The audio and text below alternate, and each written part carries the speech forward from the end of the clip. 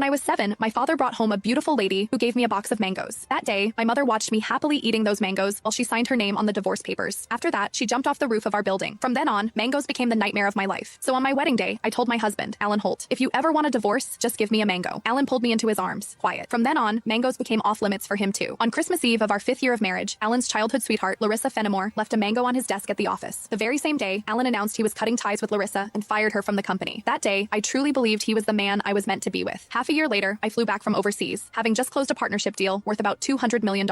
At the celebration dinner, Alan handed me a drink. After I had finished half the glass, his so-called childhood sweetheart, the woman who had been kicked out of the company, stood behind me with a big grin and asked, "Does the mango juice taste good?" I stared at Alan in disbelief, and he was trying hard not to laugh. "Don't be mad. Larissa insisted I played a little joke on you. I didn't actually give you a mango. I just gave you a bottle of mango juice. But I think she's right. The fact that you don't eat mangoes is a real problem. You were really enjoying that juice just now." My face went cold. I lifted my hand and threw the rest of the mango juice in his face, then turned around and walked away. Some things are never a joke. I wouldn't kid around with mangoes or divorce. Ms. Mendez, your stomach condition flared up again because of stress and emotional triggers. If there's something you really don't like to eat, you mustn't force it down again. The next time might not just be a stomach ache. We might have to remove part of your stomach. Stay in the hospital for observation for 1 day and contact your family as soon as you can. When I heard the doctor say that, I went completely quiet. For the sake of a new project, I had been overseas for 39 straight days, working day and night, and I finally made it back in one piece. I never expected that at the celebration dinner, one glass of mango juice from Alan would land me right in a hospital bed. Out of habit, I tapped open my pinned chat on WhatsApp, typed 2 words, and then realized something felt off. Looking closely, I confirmed that it was Alan Holt. He had just changed his profile picture. Now, it was a green mango. While I was staring blankly at the chat window, Alan's call came through. He sounded cold. "I'm already home. Where are you?" I said nothing. Any other time, I would soften my voice and act like a spoiled little girl with him. But tonight, I honestly didn't know what to say. Alan sounded annoyed. "Myra, how long are you planning to keep this up?" "I'm at the hospital." Alan went quiet. He had never shown much interest in my health. He would never have guessed that one glass of mango juice from him would send me straight to the emergency room. "Stay put at the hospital. I'm coming over right now." I didn't want to deal with him, but my body was so weak that I didn't feel like moving at all. Time dragged by. The doctor came in to check on me 3 different times, and Alan still didn't show up. Right before I went to sleep, I glanced at my phone one last time and saw Larissa Fenimore's new post on her social feed. "Every time I get hurt, my knight in shining armor shows up. I'm so lucky." The picture under it was a shot of Alan putting a bandage on her. Larissa's profile picture was a yellow mango. It was pretty, but it made me sick. Alan and I had known each other for 10 years, and he had always known exactly where my bottom line was. After so many years in business, he also knew perfectly well how to keep a proper distance from other women. But now, he kept crossing that line again and again. In that case, our marriage and the newest project I had negotiated no longer needed to exist. I had closed a $200 million deal in West Arkin that could have changed the company's future, but at that moment, it didn't matter anymore. When I woke up the next morning, Alan hadn't sent a single message or made a single call. I wasn't even angry. After the follow-up check confirmed I was fine, I went straight home to a 5,300 square foot luxury villa that Alan and I had bought the previous year. 7 years ago, when we graduated, we squeezed into a basement room and shared 1 cup of instant noodles. 5 years ago, when we registered our marriage, we ate at a street food stall and went home with a tiny 4-inch cake. Now, I was alone in a huge empty house, nursing my wounds by myself. I figured I would get used to it eventually. I was reviewing the divorce papers the lawyer sent me when Alan finally came home.